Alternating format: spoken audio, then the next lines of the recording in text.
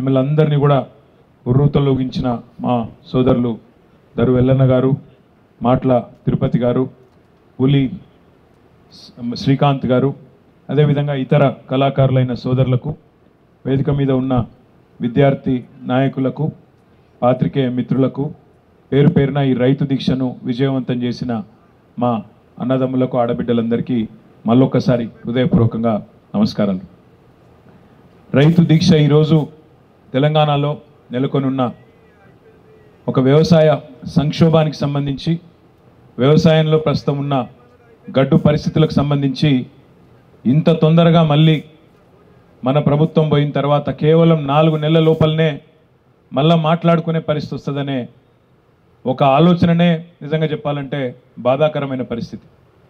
మన పార్టీ అధ్యక్షులు పెద్దలు కేసీఆర్ గారు ఈ 7-10 వయసులో తనకు ఆరోగ్యం బాగాలేకపోయినా, బయట ఎర్రటి ఎండలున్నా, ఇవాళ ఒక దిక్కు జనగామ జిల్లా, సూర్యాపేట జిల్లా, నల్లగొండ జిల్లా, నిన్న కరీంనగర్ జిల్లా, రాజన్న సిరిసిల్ల జిల్లాకు ఈ వయసులో కూడా 5 జిల్లాలకు పోయి తాను స్వయంగా రైతులను కలిసి నేనున్నా మీకోసం అని ధైర్యం ఇస్తే, మరి వారి బాటలో ఇవాళ మనందరం కూడా రాష్ట్రంలోని అన్ని శాసనసభ నియోజకవర్గాల్లో వేల సంఖ్యలో ఎక్కడికక్కడ మన గులాబీ దండు రైతన్నలకు మేము కూడా ఉన్నాం, ఈ ప్రభుత్వం మెడలు వంచుతామని చెప్పి ఈరోజు బ్రహ్మాండంగా అన్ని నియోజకవర్గాల్లో కూడా దీక్షలు చేస్తున్న మా బీఆర్ఎస్ పార్టీ గులాబీ దండు మొత్తానికి ఇక్కడ మీటింగ్కి కొద్దిగా టైం ఉంది, కొద్దిసేపు ఆగుండ్రి అంటే ఒక ఛాయ్ హోటల్ కాడ కూర్చున్నా. ఛాయ్ హోటల్ కాడ కూర్చుంటే అక్కడ ఒక పెద్ద మనిషి కలిసిండు, లక్ష్మయ్య అని ఒక రైతు. ఉత్తగానే మాట్లాడుకుంటూ కూర్చున్నాం కొద్దిసేపు. ఇప్పుడు మన రాములన్న మాట్లాడినట్టే ఆయన కూడా అన్ని కుల్లం కుల్లా చెప్పిండు. ఏం లక్ష్మయ్య మొద ఓటు ఎక్కడేసినావు అన్న అని అడిగిన నేను. నిజం చెప్పమంటావా అన్నాడు. నిజమే చెప్పు అన్న. ఆడ ఓడిపోయినాం మనం వికారాబాద్లో. నాకు ముందే అనుమానం ఉండే, నేను కాంగ్రెస్కే ఓటేసిన అన్నాడు. మరి ఏమైంది, కాంగ్రెస్కి ఓటేసినావు కదా, ఏమైంది, ఎందుకు వేసినావు అని అడిగిన. ఎందుకు వేసినావు ఏమున్నది, 15,000 ఇస్తా అన్నాడు, కౌలు రైతులకు సాయం చేస్తా అన్నాడు. కేసీఆర్ 10,000 అంటే నేను 15,000 అన్నాడు. నాకు అన్నిటికన్నా బాగా నచ్చింది ఏంటంటే 2 లక్షల రుణం మాఫీ చేస్తా అన్నాడు, తెచ్చుకోమన్నాడు. ఇవన్నీ నమ్మి ఓటేసిన అన్నాడు. మా ఇంట్లో ముసలిదానికి కూడా 4,000 ఇస్తా అన్నాడు. ఇవన్నీ విన్నాక నిజమేనేమో అనుకోని మీకు 2 సార్లు ఇచ్చిన కదా ఓటు, వికారాబాద్లో 2 సార్లు మీకే వేసిన, ఈ ఒక్క తాప వేరే వాళ్ళకైతే ఏమవుతుందని చెప్పి ఆయనకి వేసిన అన్నాడు. మరి ఏమైంది లక్ష్మణ ఇప్పుడు అన్న. ఏమైంది ఏమున్నది, మొన్న దరఖాస్తు పెట్టమన్నారు, పెట్టినాక దరఖాస్తు పెట్టినాక ఇక ఇగస్తుంది అని ఎదురు చూసిన, ఇక వారం 10 రోజులు నెల రోజులు చూసినాక ఇక ఆఖరికి ఉండబట్టలేకపోయి మన ఎంపీడీఓ ఆఫీస్కి పోయినా. ఎంపీడీఓ ఆఫీస్కి పోయి ఏమైనా దరఖాస్తు అని లొల్లి పెట్టినా అన్నాడు. మరి ఏమైంది అన్న. ఆ ఎంపీడీఓ గారు నాకు ఏం చెప్పిండంటే, ఇగో లక్ష్మయ్య గారు, మీరు రేవంత్ రెడ్డి గారు 10,000 కాదు 15,000 ఇస్తానని చెప్పి మీరు ఓటేసిన అన్నారు, మీకు 2 లక్షల రుణమాఫీ అని ఓటేసిన అన్నారు, 500 బోనస్ అనుకొని ఓటేసిన అన్నారు. ఇక అవన్నీ అయ్యే వరకు టైం పడుతుంది, కానీ ఇప్పుడు నీకోసం రేవంత్ రెడ్డి గారు బయట ఒక బ్రహ్మాండమైన బర్రెను ఆడ బయట ఆఫీసులు ఉన్నది నీకోసమే పంపించిండు, తీసుకుపోవని చెప్పిండు అన్నాడు. నేను సంతోషంగా సరే రుణమాఫీ కాకపోతే ఏంది, మంచిగా నాకు 15,000 రాకపోతే ఏంది, బోనస్ రాకపోతే ఏంది, కనీసం మంచి బర్రెనైతే వచ్చిందని చెప్పి ఆ బర్రెని తీసుకున్నా. బయట రాగానే బర్రె కనబడ్డది, దాన్ని పట్టుకొని తీసుకొని ఇంటికి తీసుకుపోయినా అని చెప్పిండు. ఇంటికి పోయినాక ఏమైంది అన్న. ఇంటికి పోయినాక ఇక సాయంత్రం పోయినా నా భార్యకు చెప్పినా, ఇగో బ్రహ్మాండమైన బర్రె మన కోసం రేవంత్ రెడ్డి పంపిండు, బయట కట్టేసిన, నువ్వు పోయి పాలు విండిపో, బాగా పాలిస్తుందట అని చెప్పి మంచి బకెట్ బందోబస్తు బకెట్ ఇచ్చినా, పాలు విండిపోమని పంపించిన అన్నాడు. మరి ఏమైంది తర్వాత అన్న. నా భార్య పోయింది, మంచి బకెట్ తీసుకొని పోయింది, ఖుషిగా పోయింది. లోపలికి 1 నిమిషంలో వచ్చింది, వచ్చి ఆ బకెట్ తీసుకొని నా నెత్తి మీద కొట్టింది అన్నాడు. ఎందుకు కొట్టింది అన్న. ఎక్కడన్నా ప్రపంచంలో దున్నపోతు పాలిస్తాదిరా, దున్నపోత నన్ను తిట్టింది, ఏం చేయాలి నేను అన్నాడు. మరి నేను ఇదంతా ఎందుకు చెప్తున్నా మీకంటే, ఆ లక్ష్మయ్య గారు ఆఖరికి ఏం చెప్పిండంటే, మరి ఏమనిపిస్తుంది ఇవాళ అన్న. ఏమనిపించేది ఏమున్నది, పాలిచ్చే బర్రెని ఇంటికి పంపించినాం, దున్నపోతుంది తెచ్చి కట్టేసినాం, ఇక పాలే ఆడికెళ్ళి వస్తాయి, ఏం చేయాలి అన్నాడు. ఇలా రైతులు రాష్ట్రంలో లక్ష్మయ్య గారు ఒక్కరు కాదు, రాష్ట్రంలో ఉన్న ప్రతి రైతు మనసులో ఉన్నది గదే, కొద్దిగా కుడి కొద్దిగా ఎడుమ. పాలిచ్చే బర్రెని పంపిస్తుంది, ఆయనతో ఎప్పటికప్పుడు పొడిచే దున్నపోతుంది తెచ్చుకుంటుంది. ఇప్పుడు ఇది కావాలి అది కావాలని లొల్లి పెట్టబడుతుంది. ఏడికెళ్ళి అవుతుంది అనే బాధ ఉన్నది చాలామంది రైతులు. కాకపోతే ఏంటంటే ఊళ్ళల్లో కాంగ్రెస్ కోటేసిన వాళ్ళు తేలుగుట్టిన దొంగల లెక్క ఇక చెప్పుకోలేక బాధపడతాను బయటికి. ఏదో అందం అంటే బాధ, చెప్పుకుంటే ఇజ్జత్ పోతుంది, చెప్పుకోకపోతే మానం పోతుంది. గట్లున్నది కథ. ఏం చేయాలి పాపం, ఆశ పడ్డరు, ఓటేసిండ్రు. ఓటేసినాక ఇవాళ రేవంత్ రెడ్డి గారు, ఉత్తమ్ కుమార్ రెడ్డి గారు సావు కబురు చల్లగా చెప్తాను. ఓ ఎలక్షన్ కోడ్ వచ్చింది, పాలన మా చేతుల్లో లేదు, ఏం చేయాలి అంటుండు. ఎవడన్నా ముఖ్యమంత్రి పాలన నా చేతుల్లో లేదని చెప్తాడా? ప్రపంచంలో ఎక్కడన్నా ఎలక్షన్లు వస్తాయి పోతాయి, ముఖ్యమంత్రి నువ్వే, ప్రభుత్వం నీదే. ఒక ప్రభుత్వాధినేత పాలన నా చేతుల్లో లేదు, ఎలక్షన్ కమిషన్ చేతుల్లో ఉందని చెప్తాడు ఎవడన్నా? అయినా మాకు తెలియకడతారు. రేవంత్ రెడ్డి గారు, నీకు నిజంగా చిత్తశుద్ధి ఉంటే, నీ ప్రభుత్వానికి చిత్తశుద్ధి ఉంటే మేము డిమాండ్ చేస్తున్నాం. నిన్ననే మా పార్టీ అధ్యక్షులు తెలంగాణ తొలి ముఖ్యమంత్రి కేసీఆర్ గారు డిమాండ్ చేసిండ్రు. మేము కూడా ఇవాళ ప్రతి నియోజకవర్గం నుంచి చేస్తున్నాం. నీ ప్రభుత్వానికి చిత్తశుద్ధి ఉంటే రైతులకు స్పష్టంగా చెప్పు. 500 బోనస్ విషయం అడిగితే అది బోగస్ ముచ్చటనా నిజమా అని ఇవాళ మేము అడిగితే ఎలక్షన్ కోడ్ వచ్చింది అని చెప్పి ఇవాళ కుంటి సాకులు చెప్తున్నావు. ఎలక్షన్ కోడ్ రాకముందే మేము అడిగినాం, నీకు చిత్తశుద్ధి ఉంటే జీవోది అన్నాం, కానీ నువ్వు తప్పించుకునే ప్రయత్నం చేసినావు. ఇవాళ ఇప్పటికైనా నీకు చిత్తశుద్ధి ఉంటే రేవంత్ రెడ్డి గారు, మీరు వెంటనే ఎన్నికల కమిషన్కు ఉత్తరం రాయండి. మేము మీలే కాపం. మీరు ఆనాడు అసెంబ్లీ ఎన్నికలప్పుడు మేము రైతు బంధు ఇస్తుంటే మీరు ఉత్తరం రాసి ఆపినరు. అయ్యో ఇప్పుడు వేస్తే కేసీఆర్ కోట్లు పడతాయి, ఇప్పుడు ఇయ్యనియద్దు రైతు బంధు అని చెప్పి నీ పార్టీ ఆ రోజు ఎన్నికల కమిషన్కి చెప్పి రైతు బంధును అడ్డుకున్నది. మేము నీలాగా తిర్రి పనులు చేయం, మీలాగా పిచ్చి పనులు చేయం. నువ్వు రైతులకు ఇయ్యాలా, నిజంగా నీకు చిత్తశుద్ధి ఉంటే నీ ప్రభుత్వానికి ఎన్నికల కమిషన్కు ఉత్తరం రాయి. ఏమని రాయి? మేము 500 బోనస్ ఇయ్యదలుచుకున్నాం. తెలంగాణలో ఇప్పటికే పంట నష్టం జరిగింది, కొన్ని దగ్గరలో రాళ్ల వానలు పడ్డాయి, వాటి వల్ల ఇప్పటికే రైతులు అవస్థలు ఉన్నారు. కాబట్టి అవస్థల్లో ఉన్న రైతులను ఆదుకునేందుకు నేను ఇచ్చిన మాట ప్రకారం 500 బోనస్ ఇయ్యదలుచుకున్నా అని చెప్పి ఉత్తరం రాయి. మేము కూడా నీకు అవసరమైతే నీ తరపున ఎన్నికల కమిషన్కు బరాబర్ ఇయ్యాలి అని ఉత్తరం రాస్తాం. నీలాగా అడ్డుకోం. దప్పనను ఉత్తరం రాసినాక ఎలక్షన్ కమిషన్ అద్దన్నది అనుకో, ఇప్పుడు మొత్తం లెక్కలది కాంటాలు పెట్టినావు కదా, కొనుగోలు కేంద్రాలు చాలు చేసినా అని చెప్తున్నావు కదా. ప్రతి కొనుగోలు కేంద్రంలో ఏ రైతు ఎంత అమ్మిండో, ఏ రైతు ఎంత జోకిండో లెక్కలు రాసుకో.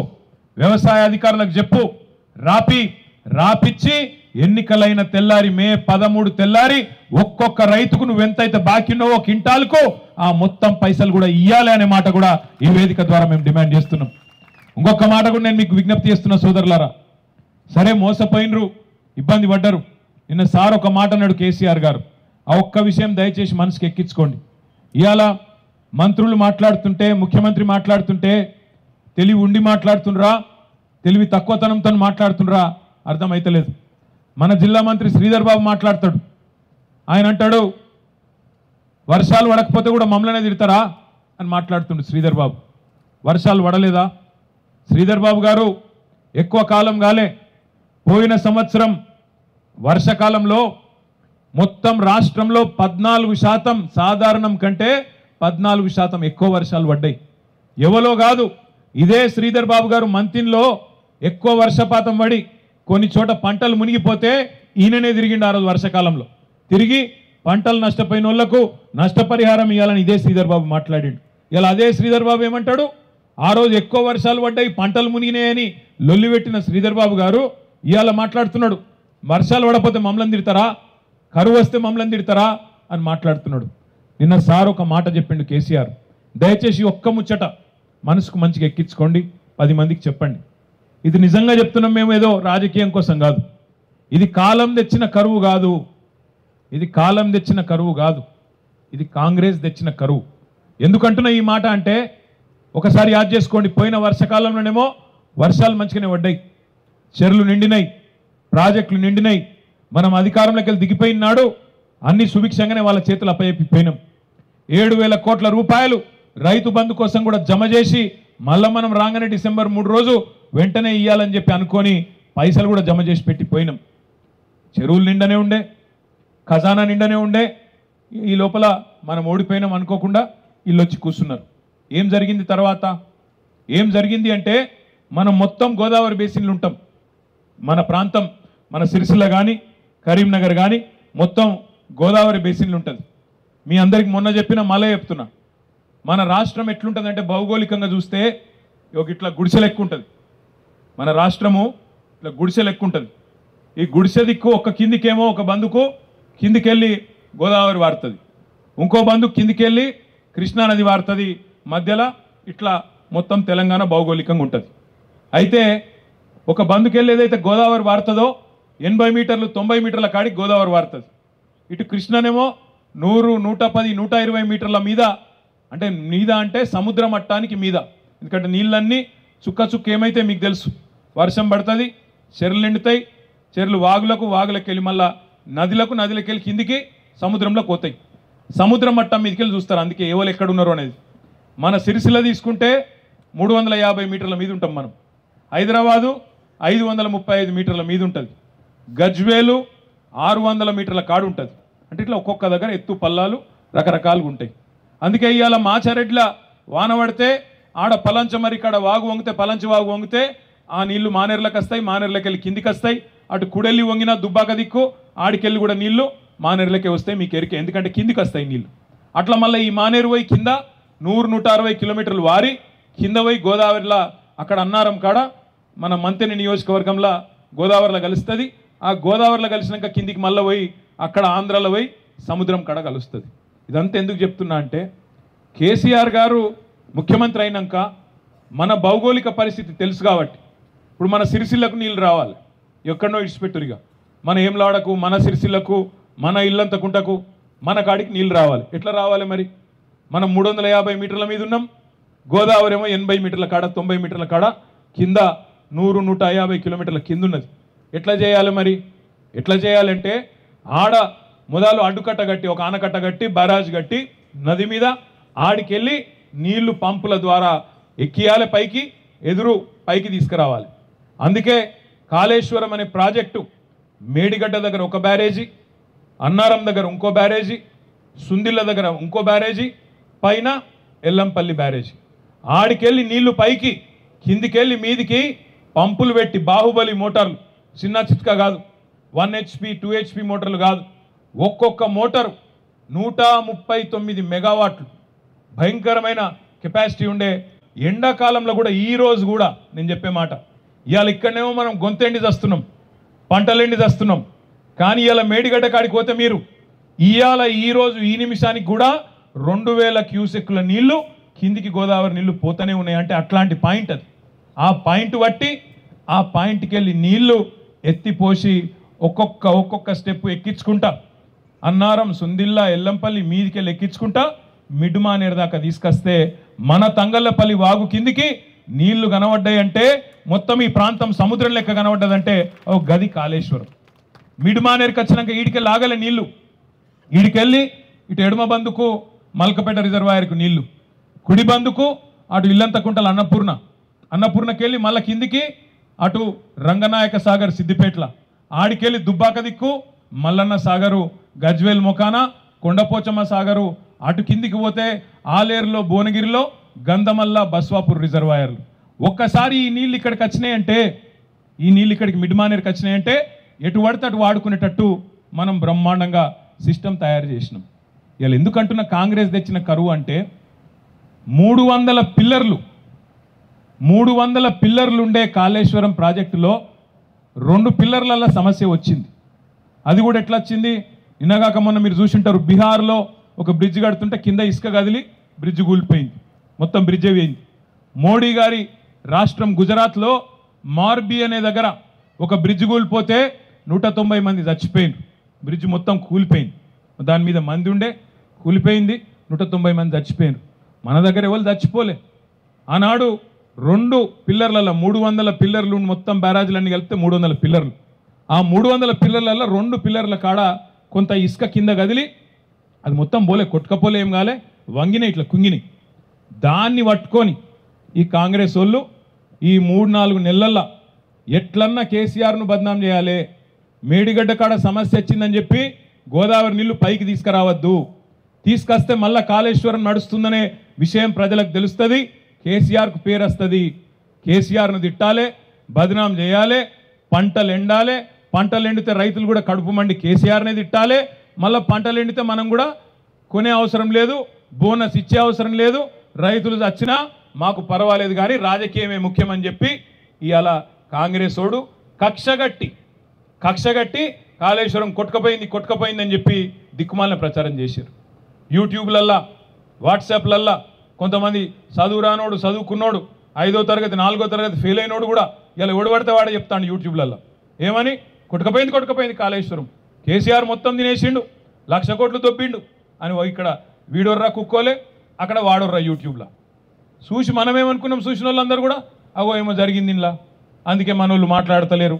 మనం ఏంటంటే నిజం నిలకడ మీద తెలుస్తుంది, తొందర వద్దనుకున్నాం.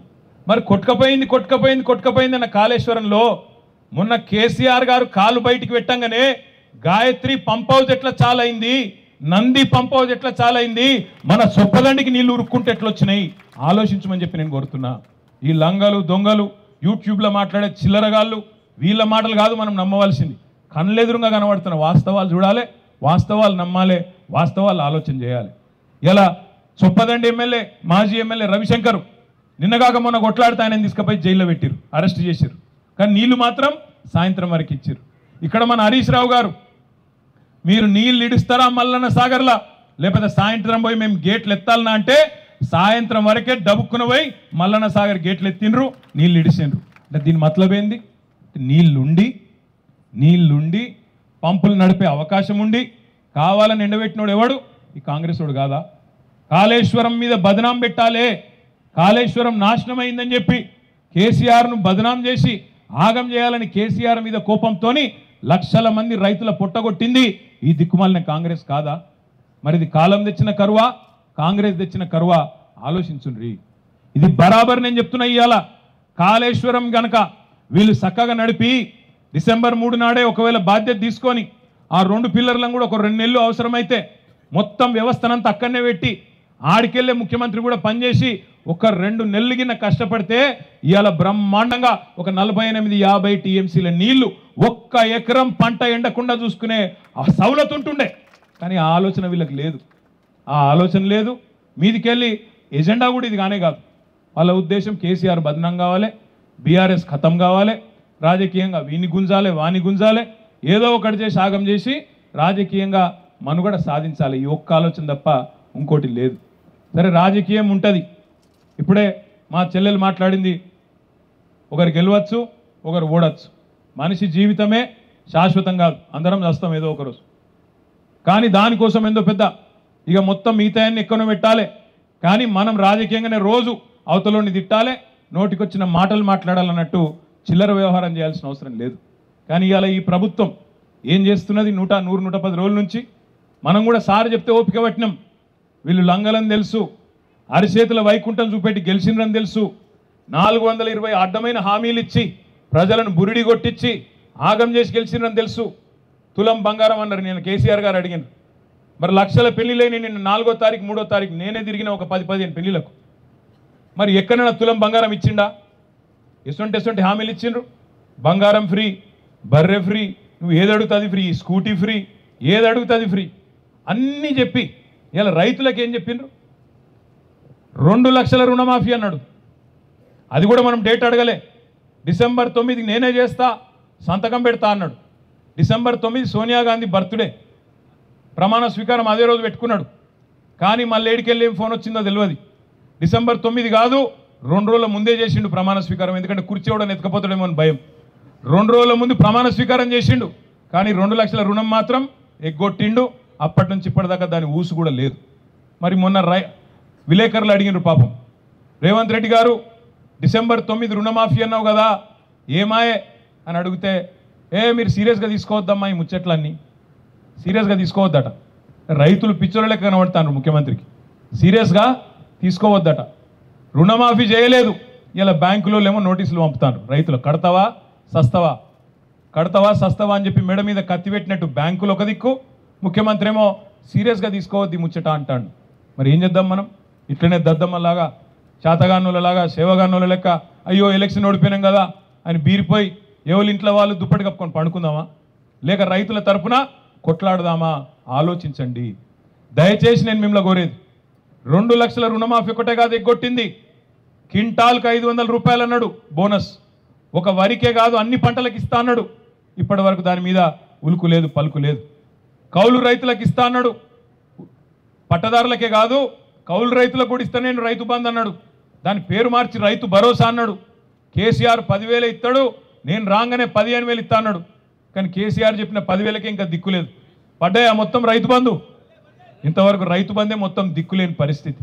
అందుకే నేను అంటున్నా, మరి రైతులకు మనం చెప్పాలి, ఎవరెవరికైతే 2 లక్షల రుణం మాఫీ అయిందో, ఎవరెవరికైతే 15,000 పడ్డాయో, ఎవరెవరికైతే 500 బోనస్ వచ్చిందో, ఎవరెవరికైతే కౌలు రైతులకు కూడా రైతు భరోసా వచ్చిందో, ఎవరెవరికైతే 24 గంటల కరెంట్ వచ్చిందో వాళ్ళు కాంగ్రెస్ ఓటేయండి, మిగతా వాళ్ళు మాత్రం ఖచ్చితంగా బీఆర్ఎస్కే ఓటేయండి అనే మాట రైతులకు చెప్పవలసిన బాధ్యత మన మీదనే ఉన్నది. ఎందుకంటే ముఖ్యమంత్రి అంటాడు, ఇది నా 100 రోజుల పాలన మీద ప్రజలు ఏమనుకుంటున్నారో తెలుస్తుంది అంటుండు. తెలియాలంటే మరి ఎట్లా తెలియాలి? ఓటుతోనే తెలియాలి, వేరే మార్గం ఏం లేదు. సంపూర్ణ చెప్పింది, ఎంత బాగా చెప్పింది. మా అందరికంటే ఈ వేదిక మీద కూర్చున్న మా నాయకులందరికంటే మా నాయకురాలే బ్రహ్మాండంగా మాట్లాడింది. కానీ అనుకోకుండా ఇంకో విషయం కూడా చెప్పింది, నేను పట్నం పిల్లని కానీ కావాలని పల్లెటూరు పిల్ల కానీ చేసుకున్నాను కూడా చెప్పింది. బాలరాజు ఏడున్నాడు? ఉన్నాడా లేదా? ఈడ ఉన్నాడా? ఉన్నావా బాలరాజు? నేనేమంటున్నా అంటే, వాళ్ళ సావిత్రి మాట్లాడినా, సంపూర్ణ మాట్లాడినా, బైరు సుజాతక్క మాట్లాడినా ఏం చెప్పిండ్రు వాళ్ళు? మన లెక్క గంటలు గంటలు మాట్లాడకపోవచ్చు, ముచ్చట సాఫ్ సీదా చెప్పిండ్రు. ఏమన్నారు? వీళ్ళు లంగలు దొంగలు మాకు ఇప్పటికే అర్థమైంది, మాకు ఇప్పటికే 100 రోజులనే కాంగ్రెస్ ప్రభుత్వం దొంగ ప్రభుత్వం అని అర్థమైంది, పచ్చి దగాకోరులని అర్థమైంది, మిగతా వాళ్లకు అర్థం చేపియవలసిన బాధ్యత మన మీదనే ఉన్నది అనే మాట ముగ్గురు ఆడబిడ్డలు చెప్పిండ్రు. తప్పకుండా ఆ పని మనం చేయవలసిన బాధ్యత మన మీద ఉన్నది. ఈ ఎలక్షన్లలో కూడా మనం మేల్కోకపోతే, ఈ ఎలక్షన్లలో మనం మరలబడకపోతే, మా అగ్గిరాములు చెప్పినట్టు మనకేమైనా పంచాయతీలు ఉంటే మళ్ళీ చూసుకుందాం, మనకేమైనా తాకట్లుంటే మళ్ళీ చూసుకుందాం, ఎలక్షన్ల తర్వాత కూర్చొని కొట్లాడుకుందాం. కానీ అలుగుడు గులుగుడు, నాకు ఇది కాలే, నాకు అది కాలే, నేను ఇది అనుకున్నా గది అనుకున్నా, గది కాకపోయా గిది కాకపోయా అనే మాటలు ఇప్పుడు బంద్ చేసి పార్టీని, రాష్ట్రాన్ని, రాష్ట్రంలో ఉన్న రైతాంగాన్ని కాపాడుకోవాల్సిన బాధ్యత మన మీదనే ఉన్నది. ఒక గోదావరిలో మాత్రమే తేలే కరువులు, సన్నాసులు, కృష్ణానదిలో కూడా వీలు చేయబట్టే వచ్చింది. ఆ ప్రాంతంలో కూడా మన కేసీఆర్ గారు వంగనే సాగర్లో నీళ్లు ఉన్నాయి. ఇవాళ కృష్ణానదిలో, నాగార్జున సాగర్లో నీళ్లు ఉన్నాయి. నీళ్లుండి కూడా పంటలు ఎండుతుంటే నీళ్ళు ఇయ్యలే. అందుకే నేను అంటున్నా, ఇది కాలం తెచ్చిన కరువు కాదు, కాంగ్రెస్ తెచ్చిన కరువు. మనం ఇట్లే ఊకుంటే, మనం సప్పుడు చేయకుండా అయ్యో ఓడిపోయినాం కదా అని చెప్పి ఇంట్లో వండుకుంటే ఇది ఇంకా పెరుగుతుంది వీళ్ళ జులుం. ఏమవుతుంది? రేపు మంచిలు రావు. కేసీఆర్ గారు మిషన్ భగీరథ తెచ్చిండు, ఇంటింటికి ఆడబిడ్డలకు నీళ్లు బ్రహ్మాండంగా ఇచ్చిండు. వీళ్ళకి ఆ తెలివి కూడా లేదు, దాన్ని నడుపుకునే తెలివి కూడా లేదు. కరీంనగర్ పోయినాం నిన్న, కరీంనగర్లో చెప్తున్నాడు ఆ కార్పొరేటర్లు, అన్న మాకు రోజు నీళ్ళు వస్తుండే, ఇలా రోజు తప్పించి రోజు నీళ్ళు వస్తున్నాయి, ఎందుకంటే ఎల్ఎండీలో నీళ్లు లేవు, ఖతమైపోయినాయి అని చెప్తున్నారు. ఈ పరిస్థితి కరీంనగర్ లాంటి పట్టణంలోనే కాదు, ఇవాళ మారుమూల పల్లెల్లో కూడా రేపు మాపో రాబోతా ఉన్నది. ఎందుకు? కేవలం వీళ్ళు నీళ్లు ఉండి కూడా పైకి ఇచ్చే తెలివి లేక. మొత్తం ఇంతకుముందు అన్న ఎవరు చెప్పారో నాకు యాదికి లేదు, రాములే చెప్పినట్టున్నాడు, అన్నం వండినాం మనం మొత్తం, వీళ్ళకి వడ్డిచ్చే తెలివి కూడా లేదు. అన్నం వండి పెట్టినాం, కాళేశ్వరం తయారు చేసి పెట్టినాం, మిషన్ భగీరథ నిర్మాణం చేసి పెట్టినాం, దాన్ని వాడుకునే తెలివి కూడా ఈ సన్నాసులకు లేదు. దాన్ని ఖరాబ్ చేస్తారు, వాడుకోకపోగా ఖరాబ్ చేసే పరిస్థితి తెచ్చిండ్రు. అందుకే మిమ్మల్ని నేను కోరేది, మనందరం కూడా రేపటి నుంచి గమ్మునుంటే నడవదు.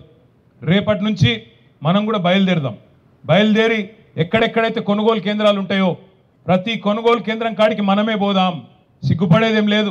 గులాబీ కండువా కప్పుకొనే పోదాం, బరాబర్ పోదాం. గులాబీ కండువా కప్పుకొనే ప్రధాన ప్రతిపక్షంగా పోదాం, రైతుల దగ్గరికి పోదాం, అక్కడుండే అధికారుల దగ్గర పోదాం. ఏమైంది నీ 500 రూపాయల బోనస్? అది బోగస్ ముచ్చట్నా నిజం ముచ్చట్నా చెప్పు అని చెప్పి ఏ కొనుగోలు కేంద్రం కాడ అక్కడ రైతులను కూడగట్టుకొని వాళ్ళ తరపున ప్రభుత్వాన్ని అడుగుదాం. ఎలక్షన్ కోడ్ ఎట్లిస్తారా అంటాడు ఎవడో ఒకడు, చెప్పాలి. ఎలక్షన్ కోడ్ అయితే లెక్క రాసుకో. మా ఆవునూరులు ఎంత జోకిండ్రు, నామాపూర్లు ఎంత జోకిండ్రు, గూడెంలు ఎంత జోకిండ్రు, ఒగులాపురంలు ఎంత జోకిండ్రు, బద్దెనపల్లిలు ఎంత జోకిండ్రు, మొత్తం రాయి లెక్క. ఏ రైతుకు ఎంత బాకీ ఉన్నాడో రేవంత్ రెడ్డి చెప్పి ఇక్కడ ఫ్లెక్సీ కట్టిపో, లేకపోతే ఊకోమని చెప్పి నిలదీయవలసిన బాధ్యత కూడా మనకే ఉన్నది. మనం అడగలే వాళ్ళని ఇవన్నీ, వాళ్ళే చెప్పిండ్రు 420 హామీలు. మా అక్క చెప్పినట్టు ఇంతకుముందు సావిత్రి అక్కనో ఎవరో చెప్పిండ్రు, ఏమన్నది ఆగవేను. ఓకే, ఈ 420 హామీలు ఏవైతే ఇచ్చిండో ఆ బుక్ తమ్ముడు చూపెడతా ఉన్నాడు. నేను మీ అందరినీ కూడా కోరుతా ఉన్నా, ఒక్కొక్క హామీని ప్రజల దగ్గర మళ్ళొక్కసారి యాద్ చేసి ఎండగట్టవలసిన బాధ్యత మన మీదనే ఉన్నది. తప్పకుండా ప్రజలకు మళ్ళొక్కసారి జాగరూకులను చేయవలసిన బాధ్యత కూడా మన మీదనే ఉన్నది. ఇవాళ రైతు దీక్ష కూడా కేసీఆర్ గారే స్వయంగా చెప్పారు, మనం కడుపులు మార్చుకొని దీక్ష చేయాల్సిన అవసరం లేదు. ఈ సన్నాసి కాంగ్రెస్ కోసం మంచిగా టిఫిన్ తిని రాన్రి, తర్వాత దీక్ష చేయండి, అటెనక భోజనం చేసే పోని అని చెప్పి మీ అందరికి కూడా భోజనం ఉంది కాబట్టి తొందర పడకుండా ఆగమాగం కాకుండా భోజనం చేసే పోదాం అందరం. మీ అందరినీ నేను ప్రార్థించేది ఒకటే, ఎన్నికల కోసం ఓట్ల కోసం మాట్లాడడం లేదు. ఇంకా 5 ఏళ్ళు కొట్లాడే ఓపిక, 5 ఏళ్ళు మంచిగా ఎదురు చూసే ఓపిక, మళ్ళీ ఎలక్షన్ల దాకా చూసే ఓపిక మనకుంది. ముఖ్యమంత్రి గారు పాపం ఆగమాగం అవుతాడు. ఆయన ప్రభుత్వాన్ని ఏదో మనం కూలగొడతామని చెప్పి కింద మీద పడతాడు. పాపం గొంతు చించుకుంటున్నాడు. ఏమంటున్నాడు, నా కొడకల్లారా ఎవడు కూలగొడతాడు నా ప్రభుత్వాన్ని, జేబుల కత్తెర పెట్టుకొని తిరుగుతున్నా, మీ పేగులు కట్ చేసి మెడలేసుకుంటా అంటుండు, మానవ బాంబు అవుతా అంటుండు ముఖ్యమంత్రి. ఇంకో మాటలు మాట్లాడుతున్నాడు, చూస్తున్నారు మీరు. నాకు తెలియక అడిగితే ఇప్పుడే మా తమ్ముడు ఎల్లమడిగిండు దరువెల్లన్న, జేబుల కత్తెర పెట్టుకొని ఎవడు తిరుగుతాడన్నా, పచ్చి జేబు దొంగలు తిరుగుతారు, జేబు దొంగలు లంగలు తిరుగుతారు, జేబుల కత్తెర పెట్టుకొని తిరుగుతారు. ఎవడన్నా కొద్దిగా అడ్యూట్ అయిందనుకో కత్తెర, ఏమైతే డేంజర్ కాదు జేబుల, చెప్పాలి రేవంత్ రెడ్డికి జర భద్రం నాయనా అని. జేబుల కత్తెర పెట్టుకొని తిరుగుతాడు ఎవడన్నా ముఖ్యమంత్రి, నాకు తెలియక అడుగుతా. ఏమన్నా జ్ఞానం ఉందా? గిసోంటి ముఖ్యమంత్రిని అడిగాలి మనకు. మెడల పేగులు వేసుకొని తిరుగుతాడట, మెడల పేగులు వేసుకుంటే బోటి కొట్టేటోను అని ముఖ్యమంత్రి వాను, మెడల పేగులు వేసుకొని తిరుగుతా, మానవ బాంబునైతా.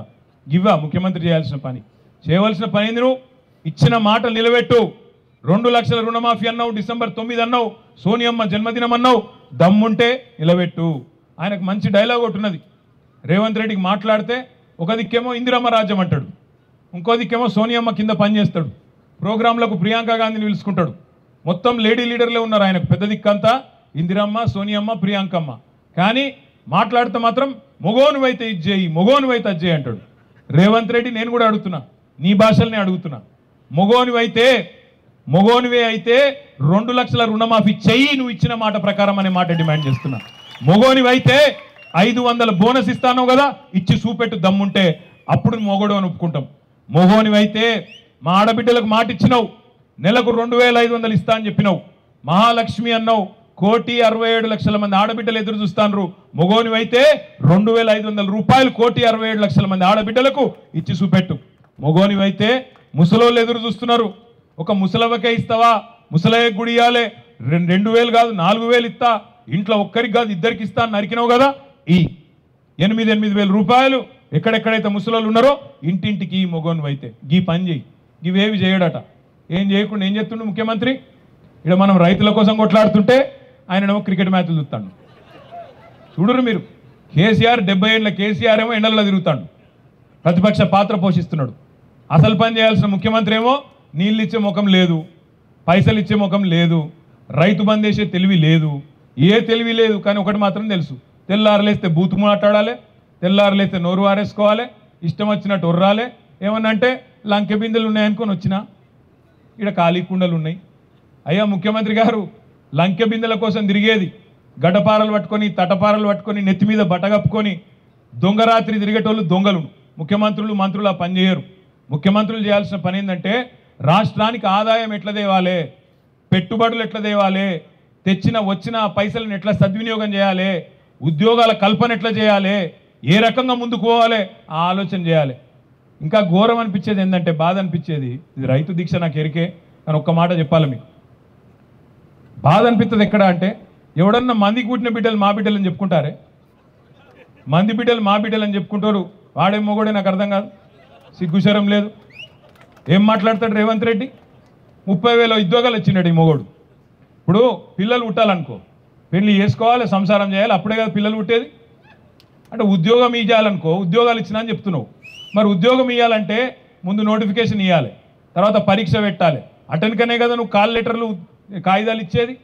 అవి ఏవి చేయలేదట రేవంత్ రెడ్డి గారు, కానీ ఉద్యోగాలు మాత్రం 30,000 ఇచ్చిండట. మందికి పుట్టిన బిడ్డలు మా బిడ్డలు అని చెప్పుకునే సిగ్గులేని వాళ్ళు ఆయనేం మొగోడు నాకు అర్థం కాక తెలియకడతా. ఇట్లాంటి వాళ్ళు ఇవాళ మాట్లాడుతున్నాడు, 30,000 ఉద్యోగాలు ఇచ్చిండట. యాడికెళ్ళి ఇచ్చినావు 30,000 ఉద్యోగాలు? నోటిఫికేషన్లు ఇచ్చినావా? నువ్వు వచ్చినాక ఇచ్చిన నోటిఫికేషన్లు ఎన్ని? ఒకటి కూడా లేదు. ఒక గ్రూప్ అనేది ఇచ్చినట్టున్నాడు, అది కూడా 1000 ఉద్యోగాలు అనుకుంటా.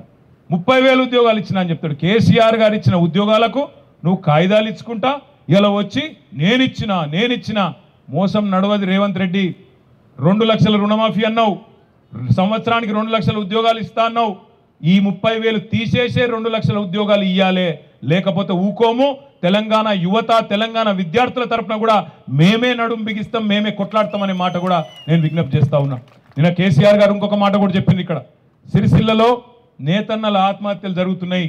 ఇప్పుడు మా సుజాతమ్మ చెప్పింది ఒక మాట అన్నది ఇంతకుముందు, ఎద్దేడ్చిన వ్యవసము రైతేడ్చిన రాజ్యం బాగుండదని చెప్తారు పెద్దలు. ఆమె ఇంకొక మాట అన్నది, బట్ట నేసేటోడో లేకపోతే ఏం కట్టుకుంటాడు వాడు అన్నది. ఇవాళ ఒక దిక్కు రైతు అవస్థలు ఉన్నాడు, ఇంకో దిక్కు నేతన్న కూడా అవస్థలో ఉన్నాడు. ఇవాళ ఇప్పుడే ఒక నేతన్న ఆత్మహత్య చేసుకున్నాడని చెప్పి కూడా మీడియా సోదరులు ఇప్పుడే చూపెడతా ఉండే. ఇక్కడ ఇంకొక నేతన్న ఇయ్యాలని ఆత్మహత్య చేసుకున్నాడు అన్నా అని రాజీవ్ నగర్లో. అందుకే నేను అనేది మిమ్మల్ని, ఇవాళ ఏ వర్గం సంతోషంగా ఉంది రాష్ట్రంలో? ఎవరు సంతోషంగా ఉన్నారు? రైతులా, దళితులా? నువ్వు దళిత బంధు రద్దు చేసినందుకు దళితులా, లేదా ఇస్తనన్న ఇయ్యనందుకు ఇవాళ మా ఆడబిడ్డలా? ఎన్నెన్ని మాటలు, ఎన్నెన్ని 4 నెలలనే ఎన్ని కథలు మీరు అనొచ్చు. గింత జల్దీ అంటారే మీరు, కొద్దిగా టైం ఉన్నది కదా, ఇంకా 4 ఏళ్ళు ఉన్నది కదా అనొచ్చు ఎవరన్నా. వాజీబే. ఎప్పుడు వాజీబు? నువ్వు ఆ మాట చెప్పకపోతే వాజీబు. నువ్వే అన్నావు కదా, నువ్వే నరికినావు కదా. 100 రోజులలో ఇది చేస్తా, అది చేస్తా, 100 రోజులలో రుణమాఫీ చేస్తా, 100 రోజులలో నేను రైతు భరోసా ఇస్తా. ఎవడు చెప్పమన్నాడు నిన్ను? చెప్పినవు కాబట్టి అడుగుతున్నాం, చెప్పినవు కాబట్టే యాద్ చేస్తున్నాం. నేను మా సిరిసిల్ల నేతన్నలకు కూడా నిన్ననే పెద్దలు కేసీఆర్ గారు చెప్పినట్టుగా ఇవాళ ఎట్లయితే రైతు దీక్ష చేస్తున్నామో నేతన్నల తరపున కూడా మేమే ముందుకు పోతాం.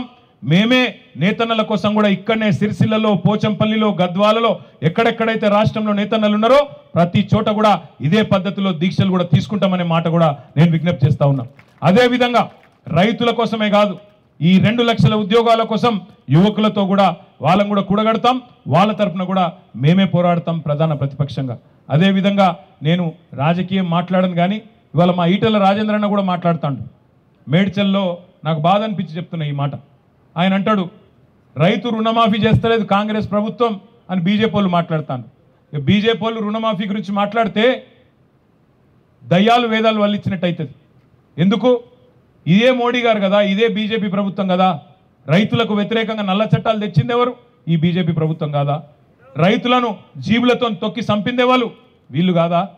ఈ బీజేపీ వాళ్ళే కదా. రైతు రుణమాఫీ చేస్తే అది అనుచితం, కానీ పెద్ద పెద్ద సెట్లకు 14.5 లక్షల కోట్లు రుణమాఫీ చేస్తే అది కరెక్టే, అది వాజీబే అని చెప్పింది ఈ బీజేపీ వాళ్ళు కాదా?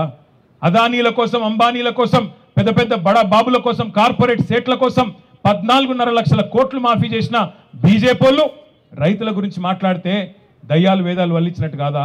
ఆలోచించండి.